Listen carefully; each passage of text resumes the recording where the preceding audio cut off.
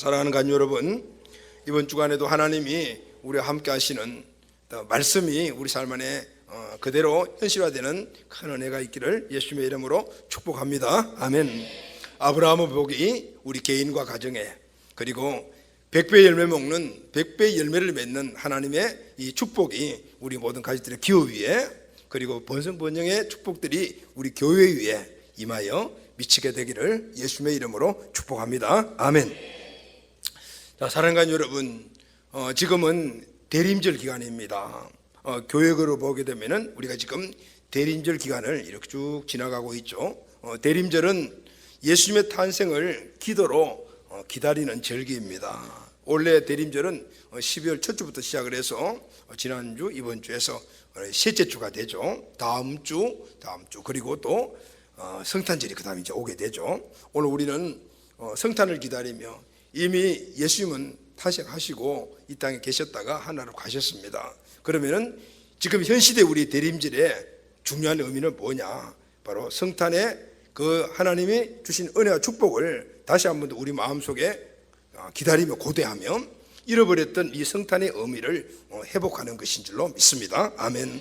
원래 2019년도 대림절 성탄을 준비하고 기다리는 우리 가족들에게 이 대림절에 주시는 하나님의 은혜와 축복들이 더 풍성하기를 바랍니다. 아멘. 자, 사랑하는 간 여러분, 여러분도 오늘 우리가 전화에 마찬가지죠. 우리 인생을 쭉 살아오면서 무엇인가 간절히 기다려 보신 적이 있습니까? 아마 여러분이 있겠죠.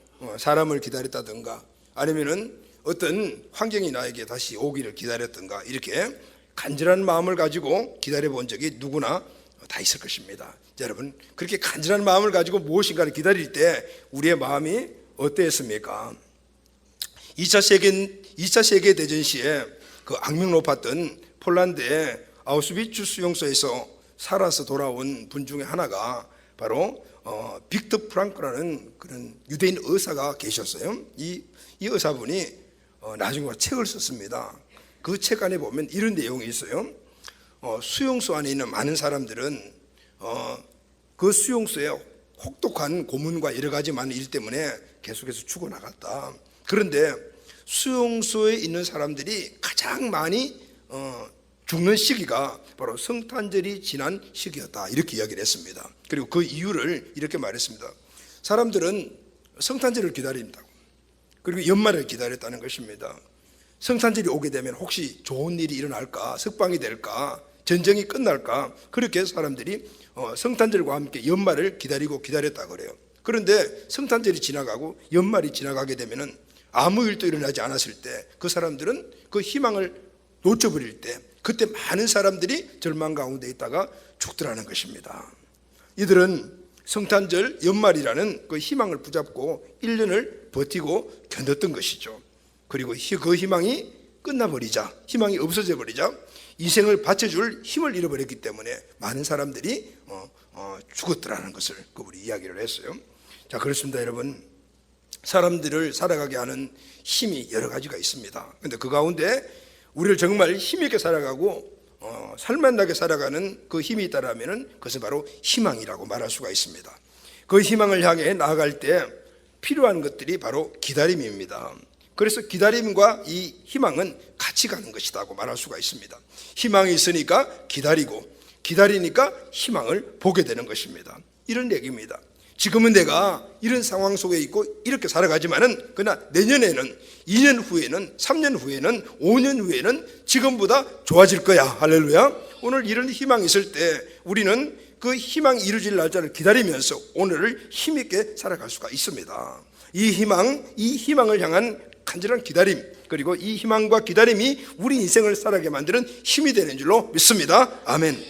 여러분, 지금부터 약 2000년 전에 이 희망을 가지고 기다림의 삶을 살았던 사람이 있습니다. 그 사람이 누구일까요? 바로 오늘 본문에 나오는 세례 요한이라는 사람입니다. 자, 그럼 여러분, 세례 요한은 어떤 사람입니까? 오늘은 여러분, 세례 요한과 그 환경에 주는 교훈을 우리가 함께 나누려고 합니다.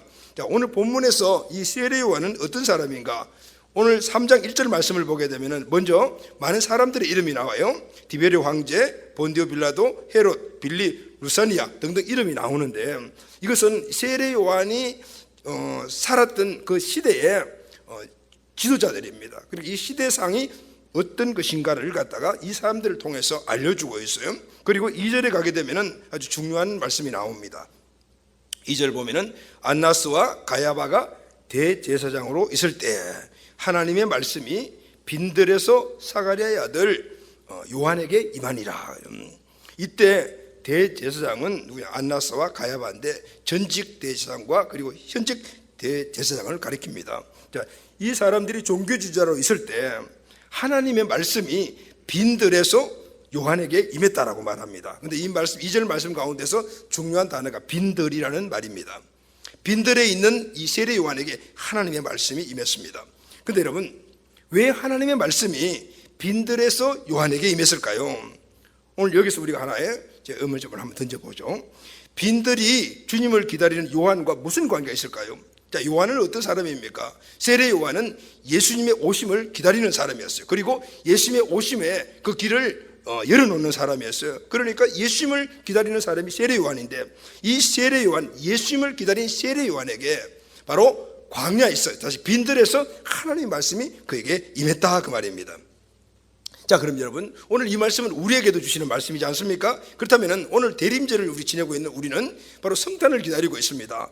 대림절을 지내고 성탄을 기다리고 있는 우리들에게 오늘 세례 요한이 빈들에서 하나님의 말씀을 받다는 이 의미는 우리에게 무슨 의미를 주는 것일까요? 그럼 현실적으로 예수님의 성탄을 기다리고 있는 우리들에게 빈들의 이 의미는 무슨 의미인가? 자, 오늘은 이 빈들과 주님 오심을 기다리는 사람들과의 관계에 대해서 함께 말씀을 나누겠습니다. 자, 사랑하는 가족 여러분, 빈들이 어떤 곳입니까? 오늘 성경 본문 말씀에 빈들이라고 나와 있는 이 빈들은 이사야에서 그 이후의 말씀 보게 되는 광야라고 말합니다. 이 광야는 이스라엘의 전 국토의 3분의 2가 해당됩니다. 그래서 광야에는요, 많은 것들이 없어요. 없는 것들이 많아요. 있는 것보다 없는 것들이 많습니다. 물도 없고 먹을 것도 없고 쓸만한 어떤 휴게소도 없고 카페도 없고 식당도 없어요. 그러니까 광야에는 사람이 살지 못하는 곳입니다. 사람이 살지 못하니까 사람의 소리를 들을 수가 없는 곳이 광야입니다.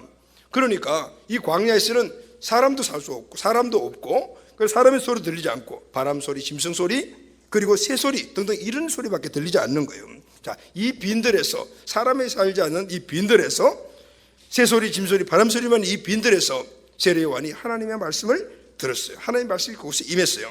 자, 그럼 여러분, 오늘은 바로 이 빈들의 영적 의미와 그리고 예수님의 탄생을 기다리는 이 세례 요한의 관계, 또 우리와의 관계, 여기서 우리가 함께 은혜를 나누기를 원합니다. 오늘 본문 말씀을 보게 되면 이 빈들이 주는 영적 교훈이 우리에게 두 가지의 귀한 교훈으로 메시지를 주고 있습니다.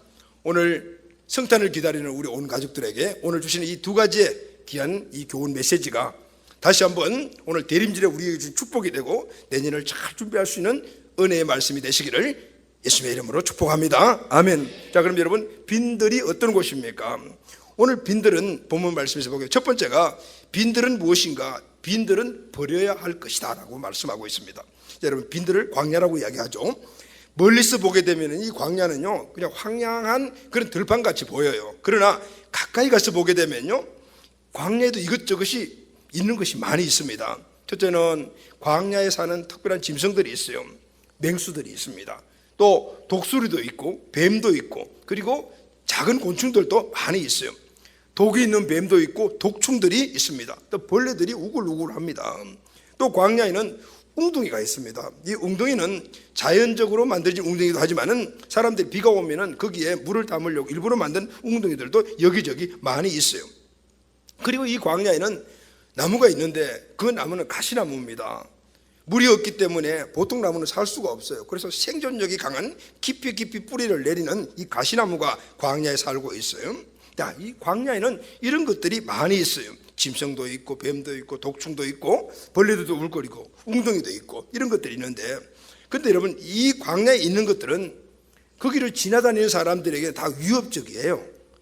직간접적으로 피해를 주는 거다. 웅덩이에는 잘못하면 사람이 빠져가지고 다치고, 그리고 독충에 물리게 되면은 잘못하면 생명까지 잃고 등등 많은 이 광야에 있는 것들은 사람들에게 해를 주거나 위협이 되거나 피해를 주는 것들이에요. 자, 그럼 여러분, 오늘 우리에게 있어서 이 광야는 영적 의미로서 무엇일까요? 첫째는 우리 마음이 광야입니다. 광야와 같은 우리 마음 안에 광야에 있는 것들이 꽉 차 있어요. 그런데 이 광야에 있는 것들은 사람들에게 피해를 주는 것들이기 때문에 이런 것들은 어떻게 해요? 피해야 되고 없애버려야 될 거예요. 광야와 같은 우리 이 마음 안에, 광야 안에 있는 것들이 꽉 차 있다면 오늘 이것들이 나에게도 피해를 주고 남에게도 피해를 주는 위협적인 것들이야. 자, 이런 것들은 우리가 마땅히 버려버려야 되는 거예요. 자, 우리 마음 안에 뭐가 있죠? 광야에는 웅덩이가 있고 뱀이 있고 찌르는 가시가 있어요. 이것들은 우리 마음 안에 있는 남들을 위해 파놓은 함정이거나 아니면은 뱀같이 음흉한 마음이거나 아니면은 서로 활교 미워하는 그런 마음들이라고 이야기할 수가 있습니다. 이런 것들은 나에게도 위협적이고 해를 주지만 남에게도 피해를 주는 것들이에요. 어떻게 해야 되겠습니까? 버려야 합니다. 할렐루야, 아멘. 또 두 번째 광야는 세상의 광야입니다. 세상에 버려야 할 것들이 굉장히 많이 있습니다. 그 버려야 할 것들을 오늘 본문 1, 2절을 보게 되면은 세례 요한의 시대에 살았던 사람들의 그 모습을 가지고 영적 의미를 우리가 알 수가 있어요.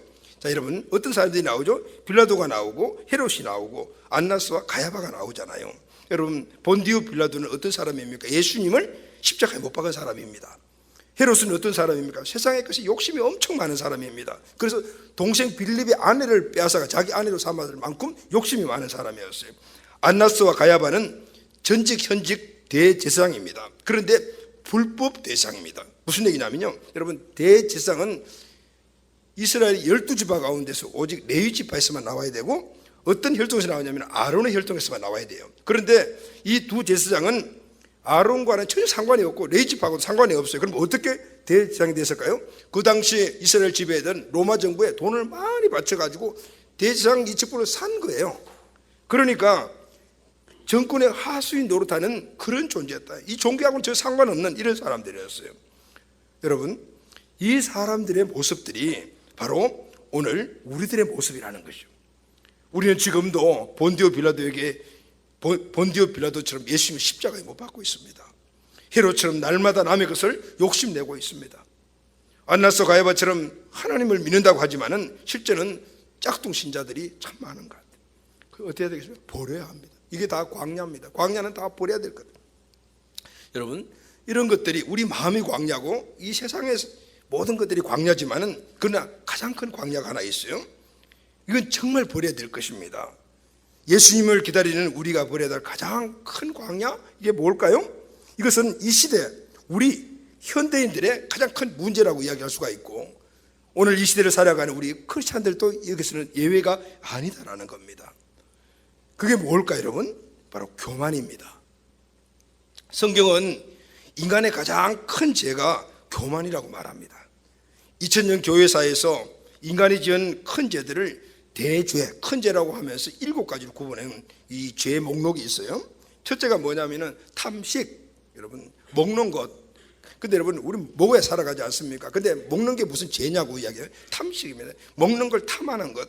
다시 말하면은 이 먹는 것이 내 삶의 우선이야. 그렇게 되면 이건 죄가 되는 거예요.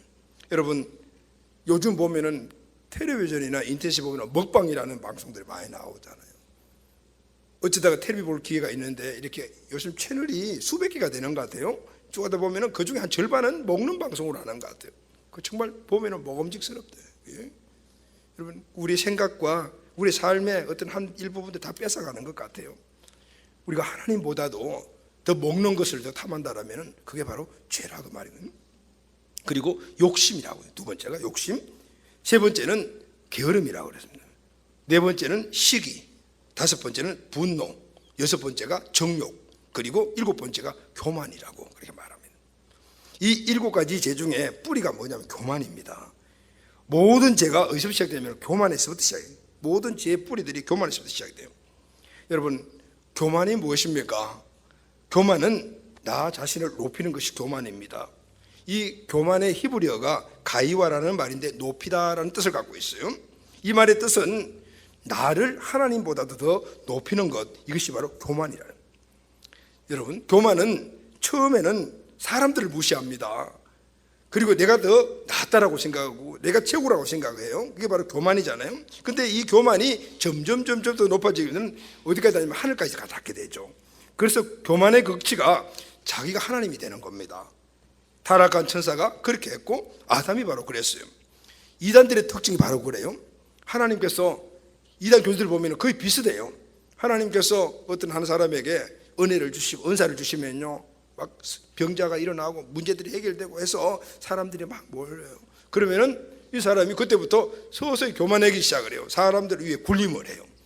그런데 조금 더 지나가다 보면은 나중에 그 교만의 하늘까지 닿아요. 그리고 자기가 하나님이다라고 말합니다.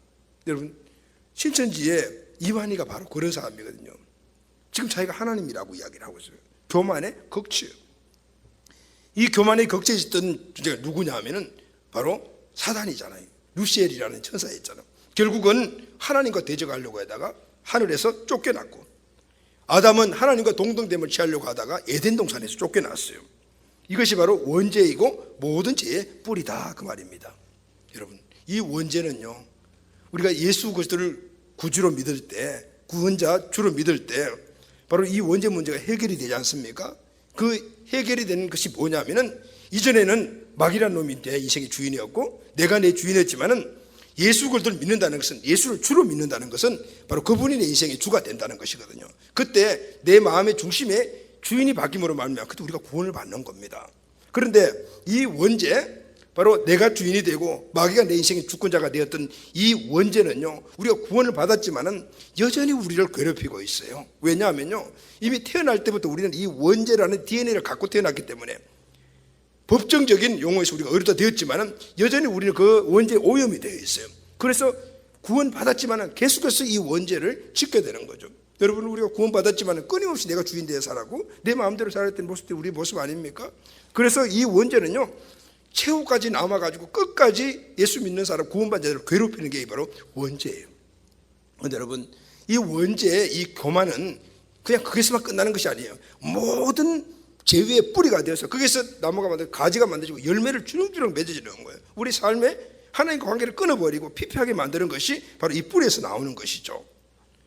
여러분, 이 원죄에서 나오는 가장 첫 번째 가지가 뭐냐 하면은 허영이라는 가지가 나와요. 교만과 허영은 상관관계가 있어요. 교만은 내가 다른 사람보다 잘났다고 여기는 겁니다. 그 잘났다는 것을 다른 사람들에게 드러내는 것을 허영이라고 말합니다. 교만은 안에 있는 것이라면 허영은 밖으로 나오는 거예요. 교만은 보이지 않는 것이라면 허영은 보이는 거예요. 교만의 뿌리에서 허영이 나오고 허영을 통해서 교만은 점점 자라게 되는 것입니다. 교만이 자기 존재에 대한 우월감이라면 허영은 그 우월감을 다른 사람들에게 주목받고 인정받고자 하는 욕구라고 이야기할 수가 있습니다. 어디서 나와요? 교만에서 나오는 거예요. 허영. 여러분, 그런데 이 허영은 여기서 끝나는 것이 아니에요. 이 허영에서 두 개의 가지가 나오는데, 하나는 자랑이고 하나는 위선이라는 거예요. 여러분, 자랑이라는 것은 자기의 우월성을 과장해서 드러내는 겁니다. 위선은 자신이 갖고 있지 않는 것을 갖고 있는 것으로 위장을 해서 사람들에게 인정받으려고 하는 욕구가 위선이에요. 이 두 개의 가지에서 끝나는 게 아니에요. 이 자랑과 위선의 가지에서 네 개의 열매가 나오는데, 그 네 개의 열매가 뭐냐면, 첫째는 고집, 두 번째는 다툼, 세 번째는 논쟁, 네 번째는 불순종. 여기서 나오는 거예요. 내면에 있는 교만이 밖으로 나올 때 나타나는 현상이 뭐냐면 고집이에요. 고집. 여러분, 고집이 뭡니까? 고집은 내 생각이 옳다고 주장하는 것을 우리 여러분 고집이라고 생각을 하죠? 아닙니다, 여러분. 고집은 내 생각이 옳다고 주장하는 것이 고집이 아니에요. 내 생각이 내가 너보다도 우월하다, 내가 너보다 낫다라고 생각해서 나오는 것이 고집입니다. 내가 너보다 우월한데, 내가 너보다 나은데, 내가 내 생각을 받아들일 수 있어? 내가 너 뜻에 따라 살아갈 수 있어? 이게 바로 고집인 거예요. 내가 너보다 잘났는데 우월한데 내가 누구의 말을 듣느냐? 이게 바로 고집입니다.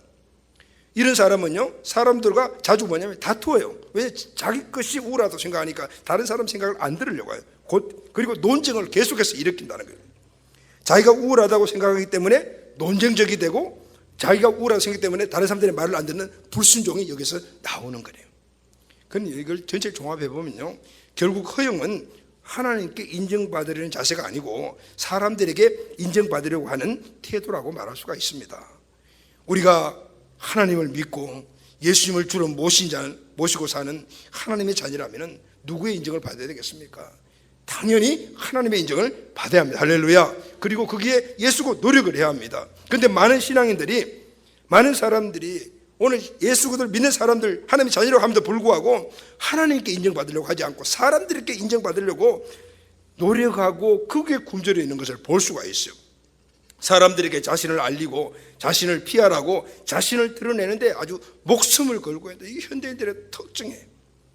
우리가 하나님의 자녀로서 하나님의 은혜 가운데 살려면, 영혼의 풍성한 삶을 살려고 한다면, 주님의 은혜가 나를 지배하기를 원한다면 자신을 나타내려고 하는 이 허영을 피해야 될 줄로 믿습니다. 여러분, 왜냐하면요, 이 허영은 네 안에서 나오는 것이 아니라 마귀가 주는 것이기 때문에, 그 뿌리가 교만이기 때문에 우리는 내가 허영심에 사로잡혀 살아가게 되면요, 마귀에 끌려 살아가는 삶을 사는 거예요. 하나님과 상관없는 삶을 살아가게 되는 거란 말이에요. 예수님이 광야에서 마귀에게 세 가지 시험을 당하지 않습니까? 첫째 뭐라고 해요? 이 돌이 떡이 되게 해라. 탐욕에 대한 부분에서 시험을 했어요. 둘째는 성전 꼭대기에서 뛰어내리라 그랬어요. 허영심에 대한 테스트였어요. 세 번째는 내게 절해라. 온천하 이 만국을 내게 줄게. 교만이 교만. 여러분, 예수님이 성전 꼭대기에서 뛰어내리는 것이 어렵겠습니까? 어렵지 않습니다. 그런데 뛰어내리셨습니까? 안 뛰어내리셨습니다. 왜 그렇습니까? 뛰어내리면은 이 마귀의 시험에 빠지기 때문이에요.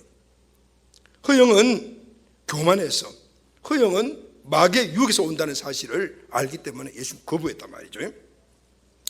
여러분, 오늘 우리도 이 땅에 살아가는 마귀가 만들어 놓은 이런 교만의 뿌리에서 나오는 이 허영을 이기기 위해서 예수고 힘써야 합니다. 할렐루야, 아멘. 이런 것들 우리 마음 안에 광야입니다. 그러면은 어떻게 우리는 이 허영의 문제를 이겨나갈 수가 있을까요? 메리델 발이라는 사람이 쓴 겸손의 기도라는 책이 있어요. 이분은 이 겸손의 기도에서 이 허영을 이길 수 있는, 내 자랑을 이길 수 있는 그 기도 제목을, 기도 내용을 이야기를 해주고 있습니다. 겸손의 기도라는 책을 보게 되면 이런 내용이 있어요. 마음이 온유하고 겸손하신 주님, 나의 기도를 들어주십시오. 귀중히 여김을 받으려는 욕망으로부터 나를 구원해 주십시오. 사랑을 받으려는 욕망으로부터 나를 구원해 주십시오. 칭찬을 받으려는 욕망으로부터 나를 구원해 주십시오. 높임을 받으려는 욕망으로부터 나를 구원해 주십시오. 인정을 받으려는 욕망으로부터 나를 구원해 주십시오. 부끄러움을 당할까 봐 두려워하는 마음으로부터 나를 구원해 주시옵소서. 오늘 헌영을 버리는 길은 겸손해지는 겁니다. 누구 앞에서? 하나님 앞에서 겸손해지는 거예요. 허영은 교만의 뿌리에서 나오는 것이기 때문에 결국은 하나님과 대적하는 것이에요. 사랑하는 가족 여러분, 오늘 현대를 살아가는 이 시대에 마귀가 뿌리놓은 이 허영심을 이기며 주님 앞에서 겸손하여 주의 뜻을 이루어가게 되기를 예수님의 이름으로 축원합니다. 정말 우리 속을 들여다보면 내 속에는 내가 너무나 많이 있습니다. 내가 꽉 차 있으니까 예수님이 들어오셔서 쉴 곳이 없습니다. 내 마음 안에 있는 것들을 다 내다 버려야 합니다. 이게 뭐죠? 광야에 있는 필요 없는 것들이거든요. 내 마음 안에 들어있는 이 광야가 무엇입니까? 웅덩이도 있고 뱀도 있고 찌르는 가시가 있습니다. 빌라도도 있고 헤롯도 있고 안나스와 가야바도 있어요. 이것보다도 더 큰 광야는 원죄의 뿌리가 교만이 우리 안에 그대로 광야로 자리 잡고 있는 거예요. 허영심이 있고 자랑이 있고 위선과 고집과 투쟁과 불순종이 우리 안에 있는 거예요. 여러분, 이것이 우리 마음을 꽉 장하고 우리 마음이 광야가 되어 있다면 주님이 오셔서 자정할 장소가 없는 거예요. 사랑하는 여러분, 모두 버려야 합니다. 할렐루야, 아멘. 버려야 합니다. 왜냐하면 그래야만 주님이 내 마음속에 들어오셔서 자정할 수가 있는 거예요. 주님이 내 마음속에 들어올 수가 있다 그 말입니다. 사랑하는 여러분, 2019년도 대림절 절기에 주시는 이 광야의 빈들의 첫 번째 의미, 광야는 버려야 되는 것이다. 오늘 이 말씀이 우리에게 은혜와 축복이 되기를 예수님의 이름으로 축원합니다. 아멘. 여러분, 광야가 빈들이 우리에게 주는 영적 교훈, 첫 번째는 버리는 것이라면, 두 번째는 빈들은 하나님의 말씀을 듣는 곳이다 라고. 오늘 본문 2절 말씀을 보면요, 안나스와 가야바가 대제사로 있을 때 하나님의 말씀이 빈들에서 사가랴의 아들 요한에게 임하니라 그랬죠. 빈들에서 하나님의 말씀이 세례 요한에게 임했습니다. 여러분, 광야는 뭐라고요? 버리는 것이라고 그랬죠. 또 광야는 버리는 것이지만 또 하나, 광야는 하나님의 말씀을 드리는 곳입니다. 듣는 곳입니다. 할렐루야. 여러분, 우리는 버리기만 해서는 살아갈 수가 없어요. 버리면은 어디에 또 비었으니까 들어와야 되는 거예요. 왜 들어와야 합니까? 세례 요한이 광야에서 외친 말씀이 이겁니다. 회개하라, 천국이 가까운데라. 회개의 양면성을 이야기합니다. 회개의 양면성이 뭐죠? 해와 개입니다. 뉘우칠 해, 그리고 또 고치는 개입니다. 다시 말하면 이것은 동전의 양면성과 같아요.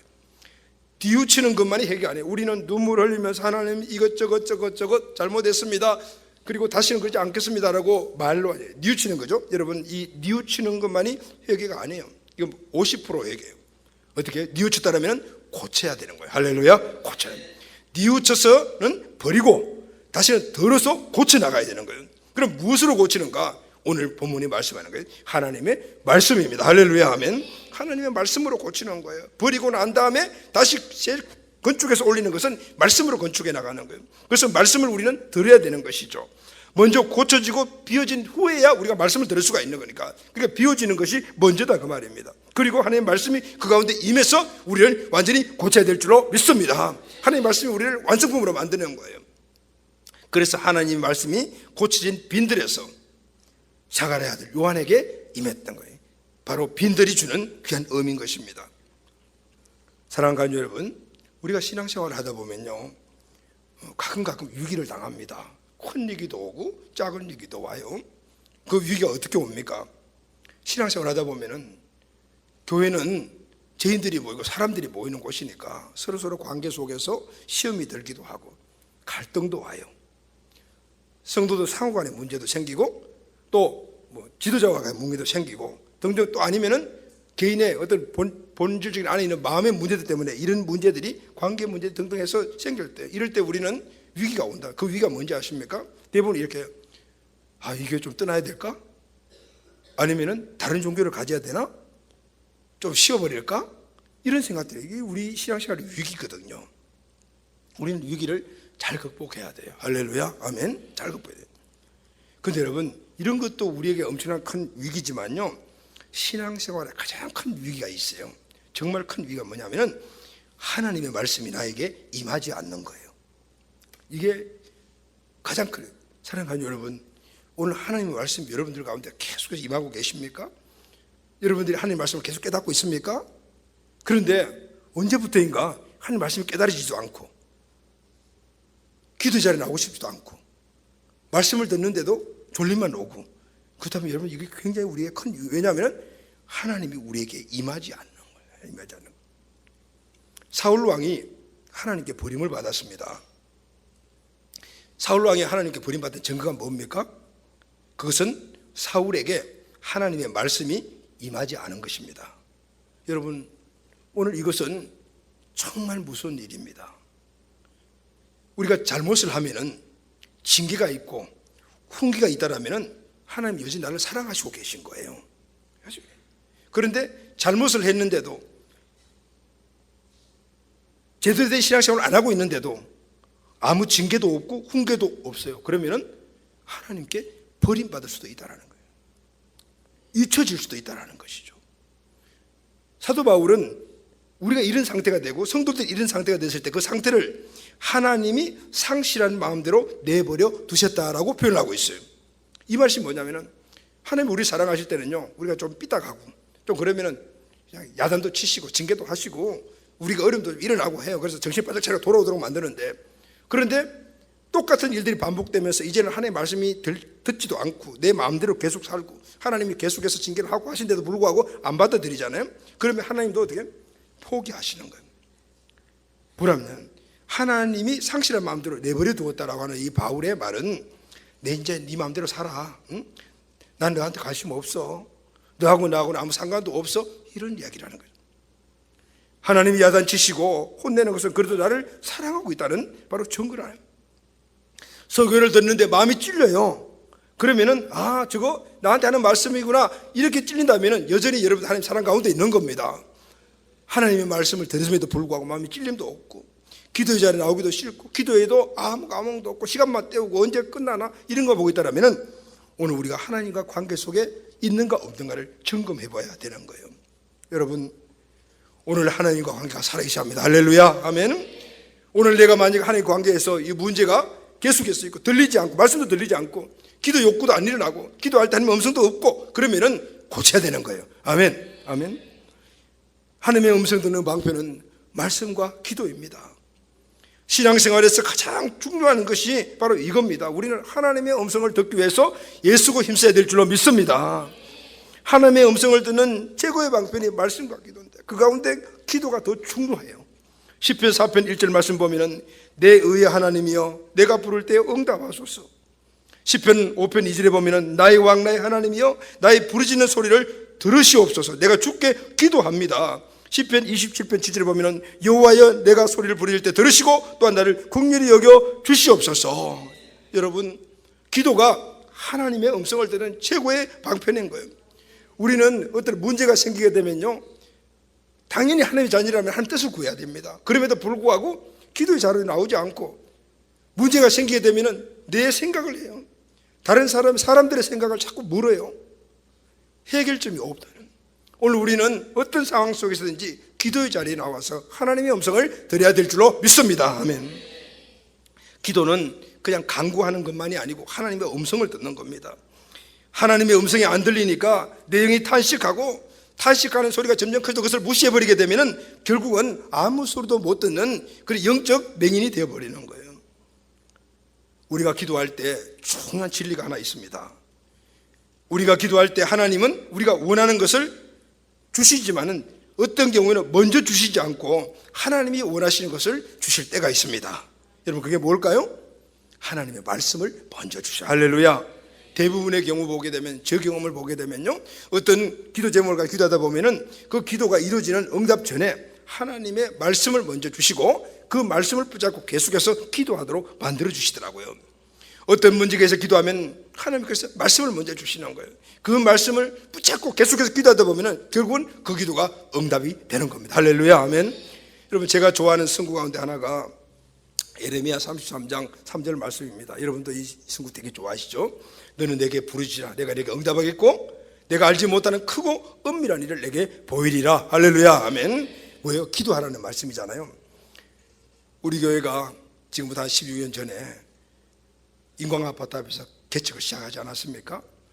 개척 초기에는 어느 교회든지 다 어려움이 따라오죠. 우리 교회도 마찬가지였습니다. 교회가 양적으로 성장하지 않았습니다. 그러니까 당연히 찾아오는 것이 재정의 압박이 찾아오죠.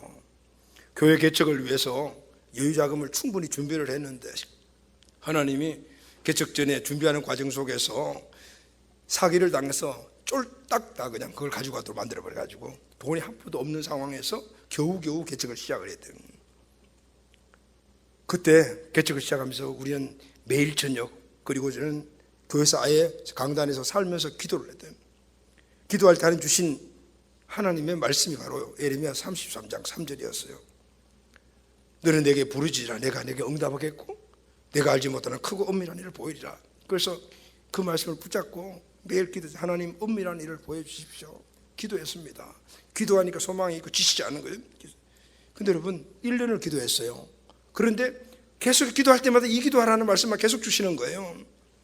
2년을 기도했어요. 똑같은 말씀을 주시는 거예요. 2년 정도 기도하고 나니까 그때 힘이 좀 빠져요. 마음에 슬슬 원망이 일어나기 시작을 했어요. 하나님은 2년 동안 기도했는데 왜 똑같은 이런 말씀만 주시는가? 원망하는 마음이 슬슬 일어나고 그때 딱 원망하는 마음이 나니까 인본적인 생각이 딱 드는 거예요.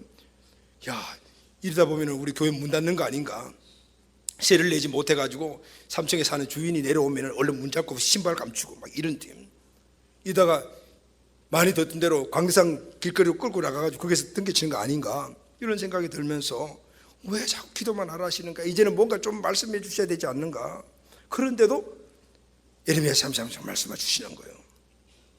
그래서 원망이 생기니까 인본적인 생각이 생겨가지고 야, 다른 사람들한테 내가 좀 도움을 좀 얻어야 되겠다. 나도 옛날에 나도 많이 도와주고 우리 사모님도 구제 많이 했는데 그 사람들 우리가 이렇게 어려운 줄 알면 좀 도와주겠지 해서 구제 요청 편지를 이만큼 써가지고 보내려고 그걸 들고 강대상에서 엎드리니까 마음이 너무 슬픈 거예요. 좋은 직장 하나님 그만두고 이런 주의 길 가라 그래가지고 정말 철밥통 같은 직장 버려두고 그렇게 나와서 지금 이렇게 그것도 있던 돈 다 그냥 날려가고 이렇게 있는데 왜 하나님 이렇게 고생해 주셨겠냐. 그렇게 원망하면서 기도하다 보니까 딱 생각이 된 거예요. 가만히 있자. 이건 이 일을 누가 시켜서 하는 거지? 내가 좋아서 하는 건가? 아니, 하나님이 시킨 거잖아. 그러니까 그 원망하던 것들이 딱 무너지면서 이런 기도가, 하나님 이거 하나님 시킨 거 아니에요? 그러면 하나님께서 재정도 보내주시고 사람도 보내줘야 되지 않습니까? 안 그러면 나 못합니다. 그런 그냥 땡깡 부린 기도가 나오더라고요. 그때부터 하나님 열심히 하겠습니다 기도가 바뀌었어요. 그런데 얼마 있지 않아 가지고요, 하나님 다른 말씀이 내게 임했어요. 시편 102편 13절 말씀이 딱 임해요. 그 내용을 펴보니까요, 주께서 일어나사 시온을 긍휼히 여기시니 지금은 그에게 은혜를 베푸실 때라. 정한 기한이 다가오민이다, 이 말씀인 거예요. 그 말씀을 찾아서 묵상해 보니까 정한 기한이라는 마음이 탁 닿는 거예요. 아, 하나님의 때가 정해져 있었구나. 모든 일이 하나님 정한 때 이루어지는구나. 할렐루야. 그때가 임박했구나. 하나님의 긍휼의 은혜 때가 지금 곧 오겠구나. 얼마나 마음이 기쁜지. 하나님의 말씀이 먼저 왔다. 그래서 눈물을 흘리면서 감사 기도를 드렸어요. 며칠 지나지 않아 가지고 하나님의 은혜가 그 개척교회에 임하기 시작했어요. 그리고 오늘까지 하나님은 그 은혜로 인도해 주셨습니다. 할렐루야. 아멘. 우리에게 최고의 은혜는 하나님의 말씀이 임하는 은혜인 줄로 믿습니다. 대림절에 우리가 기다리는 은혜가 바로 이 은혜입니다. 히브리어로 지성소를 더비르라고 하고 광야는 미드비르라고 하고요, 하나님의 말씀을 다바르라고 이야기합니다. 여기 보면 바르비르라는 말이 같은 어원이에요. 세 마리의 어원이 모두가 동일한데 광야와 지성소의 공통된 점이 하나님의 말씀이래요. 지성소는 하나님의 말씀이 임하는 곳이고 광야도 하나님의 말씀이 임하는 곳이, 할렐루야. 아멘. 우리 심령이 지성소라면은 하나님의 말씀이 우리 지성소에 임해야 되는 거예요. 그런데 이 지성소가 광야가 되어 있는 것이죠. 내 마음이 광야가 되고 이 세상이 광야가 되고 교만이 내 마음속에 자리 광야가 되어 있어. 그래서 안에 있는 광야 있는 것들이 꽉 차 있으면은 하나님의 말씀이 임재를 못하는 거예요. 그래서 비우라는 거예요. 그래서 오늘 이 빈들 그리고 광야가 주는 의미가 바로 여기에 있는 거예요. 비우고 채우라, 하나님의 말씀으로. 할렐루야. 아멘. 대림절에 우리가 할 일은 마음을 비우고 하나님의 음성을 듣는 것입니다. 먼저 비우는 것이 우선입니다. 듣는 자가 살아나는 줄로 믿습니다. 하나님의 말씀이 들리면은 하나님의 그 말씀이 그대로 삶 속에 이루어지는 겁니다. 성경에 보게 되면은 예수님을 기다렸던 사람들, 예수님을 만남으로 말미암아 은혜와 복을 받던 모든 사람들은 다 하나님의 음성을 들었던 사람들입니다. 마리아가 천사의 방문을 받고 아기 예수 탄생의 소식을 들어서 예수님의 육신의 어머니가 되었습니다. 시몬과 안나가 성전에서 기도하다가 하나님의 음성을 듣고 그렇게 고대했던 메시아 예수님을 만나는 축복을 받았습니다. 엘리사벳은 하나님의 감동을 받아 마리아에게 복중에 뛰는 아기 예수를 찬양했던 놀라운 은혜를 받았습니다. 여러분, 예수님의 육신의 아버지가 누굽니까? 요셉입니다. 그런데 성경을 보니까요, 요셉이요 하나님의 음성을 가장 많이 들은 사람이었습니다. 가장 많이 들었어요. 마태복음 1장에서 2장을 보게 되면 요셉은 무려 하나님의 말씀을 7번 내지 8번을 들었어요. 요셉이 어쩌다가 그냥 우연히 그냥 운 좋게 예수님의 육신의 아버지가 된 것이 아닙니다. 요셉은 기도하는 것이 습관이 되었고 항상 하나님의 말씀을 듣는 것이 습관이 되어 있다면, 하나님은 평소에 늘 하나님의 음성을 듣던 사람 요셉을 예수님의 육신의 아버지로 선택하신 거예요. 할렐루야. 아멘. 그러면 여러분, 우리는 하나님의 말씀과 기도의 삶을 통해서 하나님의 음성을 들어야 합니다. 그 전에 먼저 비워드리는 것이 선제되고 하나님의 음성을 듣고 그 음성이 우리 안에 담겨있을 때 그 음성이 하나님의 말씀이 우리 삶 안에 바로 십조화되는 큰 은혜 역사가 일어나는 겁니다. 사랑하는 간 여러분, 2019년도 우리가 주님의 성탄을 기다리는 대림절을 보내고 있습니다. 오늘 본문이 주는 여러분 은혜가 무엇입니까? 예수님을 기다리던 세례 요한은 빈들에서 하나님의 말씀을 들었습니다. 먼저 빈들 광야는 먼저 영적 의미를 먼저 선지하는 것들은 비우라는 겁니다. 먼저 광야와 같은 마음에 담긴 것들을 우리는 비워야 합니다. 내 속에는 우리 이게 너무 많이 들어있어요. 내 웅덩이가 들어있고 뱀이 들어있고 찌르는 가시가 들어있고 빌라도가 있고 헤롯이 있고 안나스와 가야바가 들어있어요. 그리고 가장 큰 것은 교만이 들어있어요. 오늘 이런 것들을 다 버려야 합니다. 그래야만이 하나님이 오시고 하나님의 말씀이 우리 가운데 임하셔서 자정하시고 우리 인생을 끌어가심으로 말미암아 그 하나님의 말씀이 우리 삶 안에서 일어나게 되는 것입니다. 문제는 환경에 있는 것이 아니고요, 내 안에 있는 거예요. 광야를 비우고 그게 하나님의 말씀을 담을 때 환경의 문제는 저절로 해결이 되는 것입니다. 사랑하는 간유 여러분, 대림절에 누가 주는 이 귀한 은혜 꼭 새기시길 바랍니다. 보려라 그리고 들어라. 오늘 이 말씀으로 올해를 잘 마무리해서 내년에는 하나님 말씀이 우리 안에 담긴 그것이 실제화되어서 올해보다 더 복된 내년을 맞는 우리들이 꼭 되시기를 예수님의 이름으로 축원합니다. 아멘.